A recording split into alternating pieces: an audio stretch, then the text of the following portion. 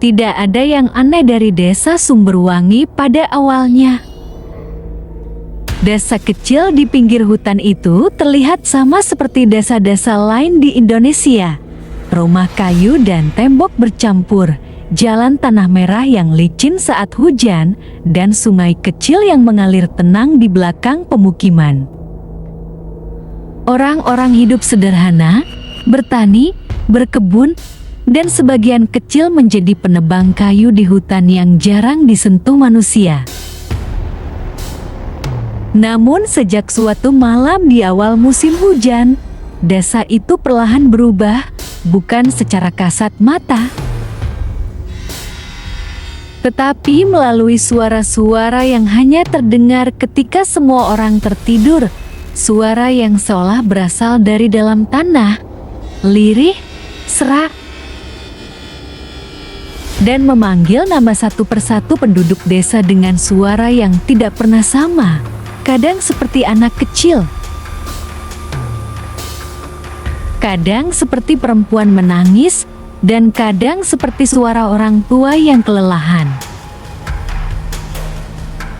Awalnya hanya Pak Darno, penjaga kebun singkong di ujung desa, yang mengaku mendengar suara itu. Ia bilang saat ia terbangun sekitar pukul 2 dini hari karena ingin buang air, tanah di bawah rumah panggungnya bergetar pelan. Seperti ada sesuatu yang bergerak perlahan di dalamnya, lalu terdengar suara tertahan. Seperti orang berbicara sambil menahan napas, memanggil namanya dengan sangat jelas. Darno. Begitu katanya. Keluarganya mengira Pak Darno hanya bermimpi, apalagi usia beliau sudah lanjut dan sering sakit-sakitan. Namun 2 hari kemudian, Pak Darno ditemukan meninggal di kebunnya, posisi tubuhnya telungkup, wajahnya menghadap tanah.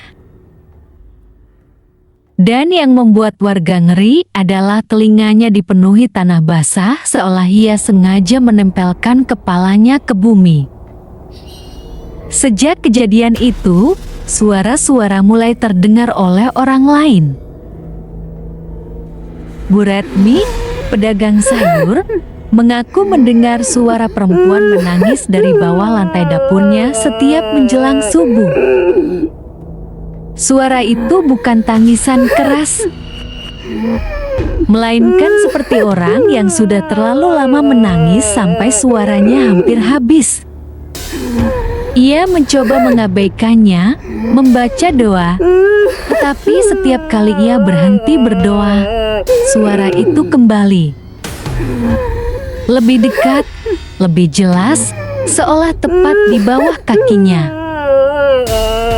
Seminggu kemudian, Bu Retmi menghilang. Tidak ada tanda perlawanan, tidak ada jejak kaki, hanya lantai dapurnya yang retak memanjang seperti baru tertekan dari bawah.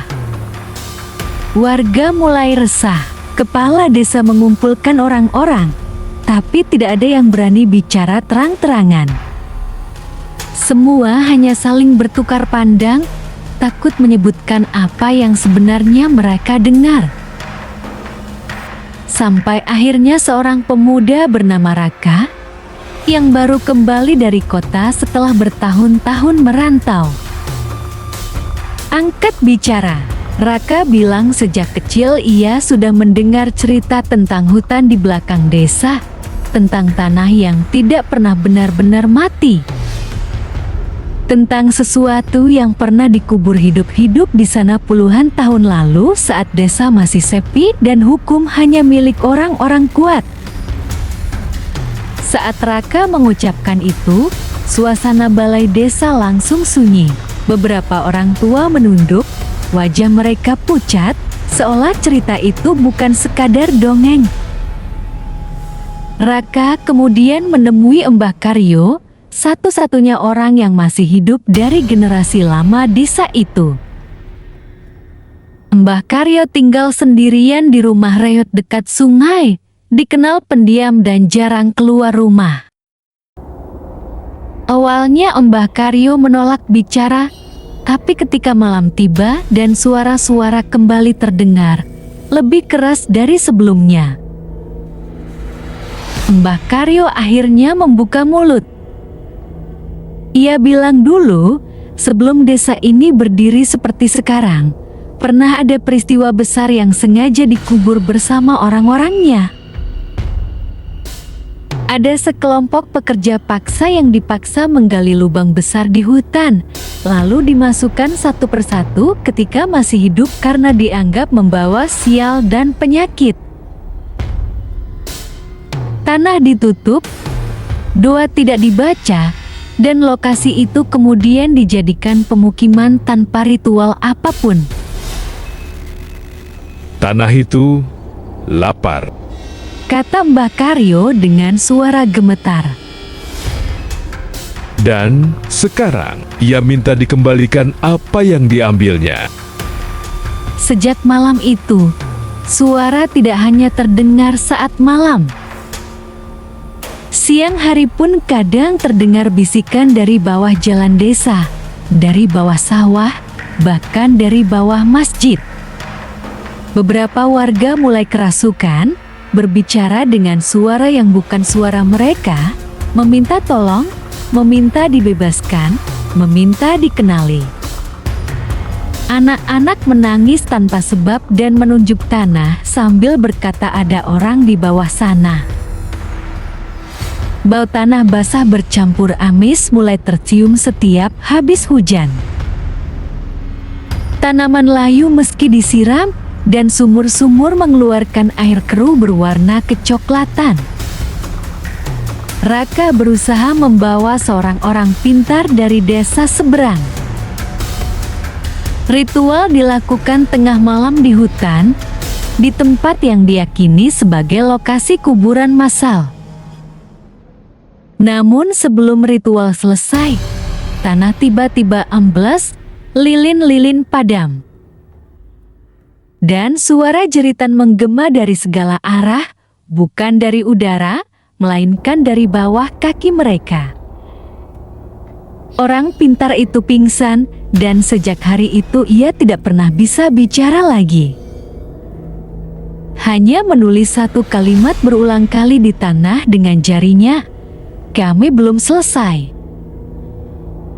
Satu persatu warga mulai meninggalkan desa.